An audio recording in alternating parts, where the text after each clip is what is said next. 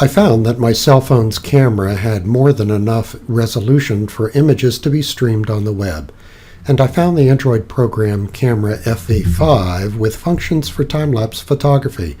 So I poured mud into a graduated cylinder, and as it settled, my cell phone camera snapped images and stored them every 8 seconds. So 2.5 hours later, over 1,000 images are stored on my camera's memory card. I now need to import them into a program that will assemble all these images into a video file for web streaming. Some years ago, I had purchased a copy of QuickTime Pro version 7 for about $29. The Pro version had all the necessary options for the time-lapse project. I just needed to learn which settings would produce results. Instead of opening a single file by name, QuickTime Pro opens an image sequence. The program has the smarts that recognize the image sequence. You point to one file, the name of which includes a number in the sequence.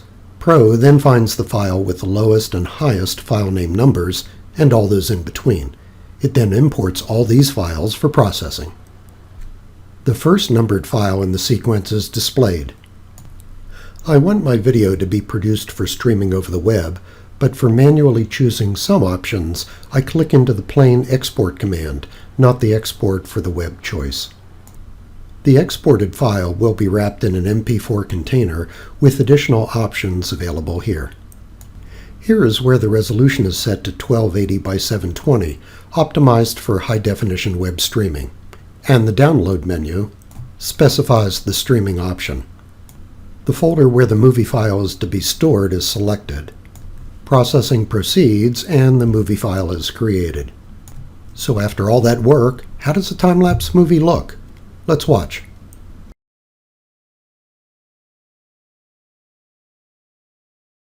I think there are lots of interesting questions that can be addressed by the time-lapse movie. You can't see the individual particles of mud, so how do you know they're being deposited on the bottom of the cylinder? Why does the interface between the sediment and the water column appear to become more sharp with time? Can you think of a way to quantify the sediment that's already been deposited by some sort of optical method without touching the cylinder?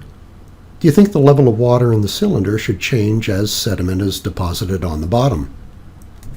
There are numerous other opportunities for time-lapse studies in geology. The work to make another one will be a lot less the second time around. Let's compile ideas to exploit the dimension of time in time-lapse photography so that we can further explore fundamental phenomena that occur all around us. I'd even entertain the role of time-lapse volunteer. From time to time, Scott Brandy here at UAB, signing off.